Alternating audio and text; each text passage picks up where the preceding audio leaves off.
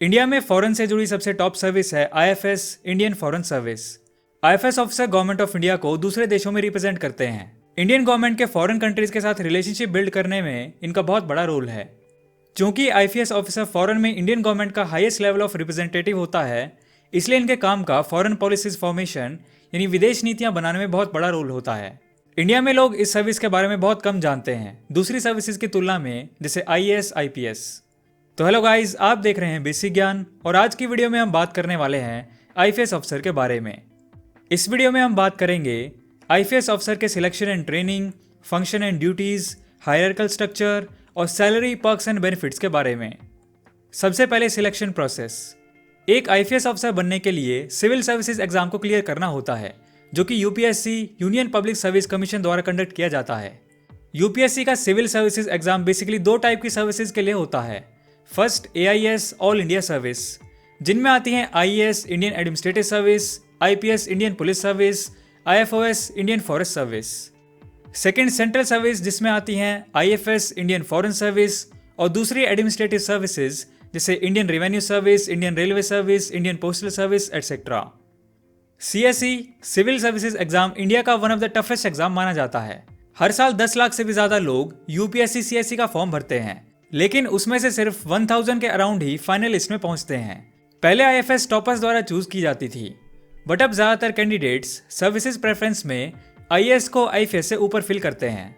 Final list में IFS में selection होने के बाद लबाजना, Lal Bahadur Shastri national academy of administration, Mussoorie में इनका 15 वीक्स का फाउंडेशन कोर्स होता है। फिर इन्हें Sushma Swaraj foreign service institute of India, new Delhi में भेज दिया जाता है, जहां इन्हें डिप्लोमेटिक सब्जेक्ट्स जैसे international relations theory, military diplomacy, trade, Indian foreign policy, history, international law, diplomatic practice, hospitality, protocol and administration की ट्रेनिंग दी जाती है। इन्हें Indian defence forces, army, navy, air force और सीएपीएफ के साथ अटैचमेंट प्रोग्राम के लिए भी भेजा जाता है। पूरी ट्रेनिंग प्रोग्राम का टाइम पीरियड अराउंड 1 साल का होता है। Next, function and duties of IFS officer. अब बात करते हैं कि आईएफएस ऑफिस का मेन काम क्या होता है। आईएफएस ऑफिसर के बहुत सारे काम होते हैं जो कि उनकी पोस्टिंग एंड डिपार्टमेंट के ऊपर डिपेंड करते हैं। काफी सारे लोगों को ये लगता है आईएफएस ऑफिसर सिर्फ देश के बाहर रह के काम करते हैं, लेकिन ऐसा नहीं है। आईएफएस ऑफिसर्स मेनली 2 डिविजन्स में काम करते हैं, एम्बेसी और MEA, ministry of external affairs. Embassy जो फॉरेन कंट्रीज में होती है, जैसे यूएस में इंडियन एम्बेसी, ऑस्ट्रेलिया में इंडियन एम्बेसी, कनाडा में इंडियन एम्बेसी, इस तरीके से। और एमईए का ऑफिस इंडिया में होता है। हर ऑफिसर को दोनों ही डिविजन्स में काम करना पड़ता है। अपनी सर्विस के दौरान अराउंड 1/3 टाइम पीरियड के लिए उन्हें एमईए में काम करना पड़ता है। बाकी टाइम सर्विस के दौरान वो देश से बाहर भी रहते हैं। एम्बेसी में आईएफएस ऑफिसर्स का काम होता है इंडियंस जो फॉरेन में रह रहे हैं उनके इश्यूज को डील करना।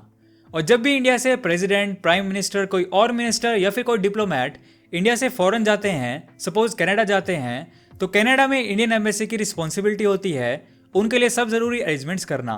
वहाँ मिनिस्टर्स को उस कंट्री के साथ इंडिया के रिलेशन समझाने से लेकर उनका बिहेवियर, उनकी स्पीच तैयार करने तक सारा काम आईएफएस ऑफिसर का होता है। इसके अलावा एम्बेसी का काम होता है कि उस कंट्री की डेवलपमेंट्स, प्रोग्रेस वगैरह के बारे में इंडिया को प्रॉपर रिपोर्ट्स बना के दें, जिससे इंडिया को उस कंट्री के साथ नीतियां बनाने और ट्रेड डील्स फाइनलाइज करने में हेल्प मिले। एमईए का काम होता है एम्बेसी से आई रिपोर्ट्स के डेटा को एनालाइज करना और उसके अकॉर्डिंग फॉरेन पॉलिसी तैयार करना। जब भी इंडिया से प्रेसिडेंट या मिनिस्टर्स या कोई डिप्लोमेट फॉरेन विजिट्स पे जाते हैं तो उनके लिए वीजाज और अदर फैसिलिटीज का अरेंजमेंट करना, और जब भी फॉरेन से कोई डिप्लोमेट आते हैं उन्हें असिस्ट करना। आईएफएस ऑफिसर्स का काम बहुत ही ज़्यादा इम्पैक्टफुल होता है। उनके द्वारा बनाई गई रिपोर्ट्स के बेसिस पे इंडिया की अदर कंट्रीज के साथ बड़ी बड़ी ट्रेड डील्स फाइनल होती हैं। इसीलिए आईएफएस ऑफिसर्स का काम बहुत बड़ी जिम्मेदारी वाला काम होता है। अब बात करते हैं आईएफएस के प्रमोशंस और हायरार्किकल स्ट्रक्चर के बारे में।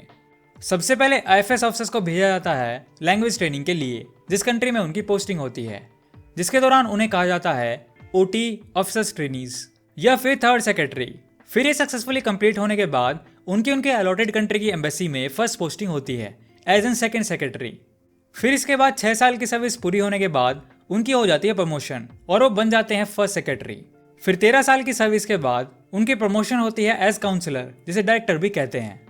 फिर इससे ऊपर की पोस्ट आती है minister 16 to 18 years of service के बाद।